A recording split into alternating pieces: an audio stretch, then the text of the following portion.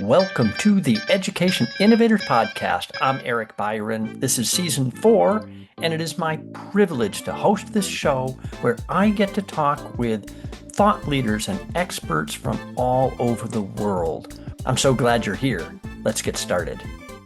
A topic that comes up a lot on this podcast is the importance of curiosity in education. So real learning, is driven by curiosity.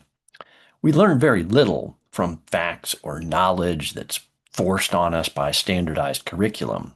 We learn when we ask questions, right? Challenge assumptions, and apply acquired knowledge to solve problems.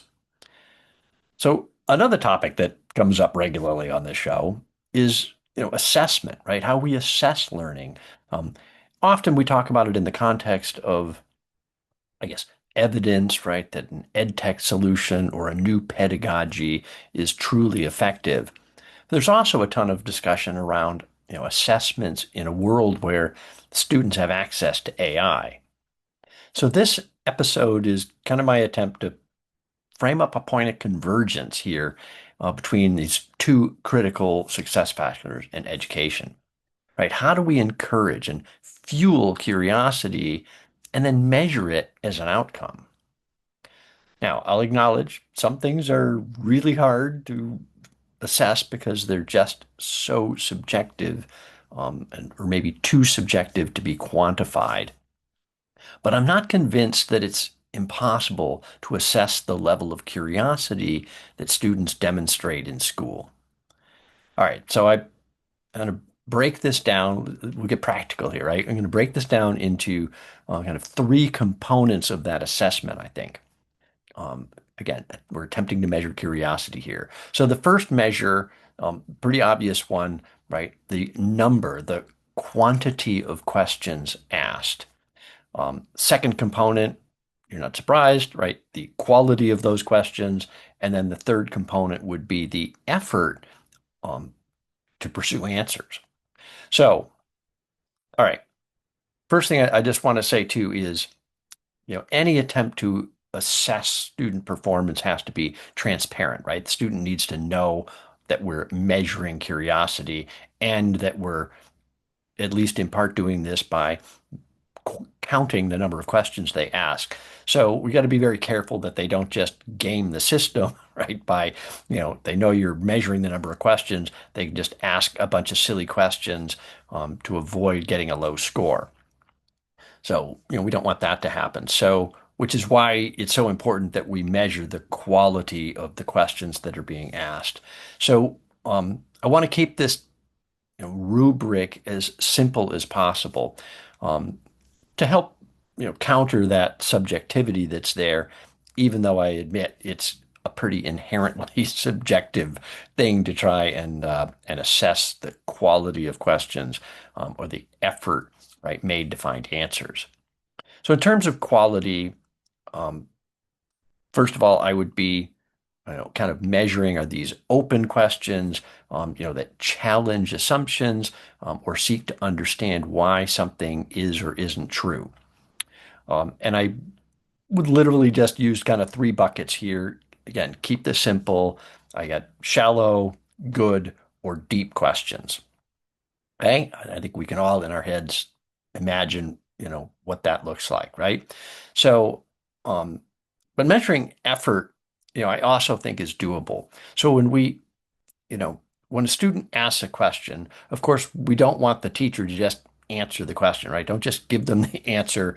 We talk a lot about this in terms of, AI tutors and, wanting our AI tutors to do Socratic questioning, right? Answer a question with a question that forces the student to kind of think through what they're asking. Now, when a teacher does this, it may also help move a question up on that quality scale, right? So a shallow question can become a good question with a little bit of Socratic questioning from the teacher. May also give them some insight or inspire them, right? Intrinsic motivation here, right? Make them more curious to go find an answer by the way that teacher actually responds to a question that they have. All right, so asking good or deep questions, I believe this is a skill that can be taught, right? We can teach students to ask better questions and pursue answers and solve problems. So the best kinds of questions, of course, are the ones that don't have a single correct answer or solution to them, right? These kind of questions, right, drive discussion and debate, which truly are the antidote to our concern that, AI, right, and students using AI diminishes cognitive skills. So you want these kinds of discussions and debate to happen based on questions students have asked, not the teacher has asked. All right, so when a student comes back, right, after they've done some research, okay, they're putting in some effort to solve or answer a question, their ability to articulate that answer, this is really, well, articulate an answer, but also express their own judgment regarding which answer or solution they feel most comfortable with, right? When we've done that, and I'm preaching to the choir here, I'm sure, but that's real measurable learning, right? So this is what I'm going for, right? We want to assign some kind of a value to this effort, right? That they've put forth personal time and effort to answer a question, and that they can present a thoughtful argument or rationale for why they came to the conclusion that they did. All right. We want to keep it simple. Again, I would use like a 3-tier scale on this. A little bit of effort, medium effort, lots of effort. Okay. Now, I get the rub. Okay. The challenge with this, right? You got a teacher with 25, 30 students. You're asking them to track how many questions a student asks on a given day and, to measure or rate the quality or the effort that the student puts in to answer those questions, right? Or find answers. So this is asking a lot. So maybe there's a compromise, right? So maybe we have a tool. I'm just spitballing here. Maybe we have a tool that prompts the teacher to do an kind of overall assessment, but on a daily basis, right? So each day, at the end of the day, the teacher kind of looks at this measure, right? How many questions did they ask? Were they good questions? Did they put some effort into find answers to their own questions? And they kind of give that a grade each day. Okay, so an assessment rating for the day, a curiosity rating on a daily basis for each student.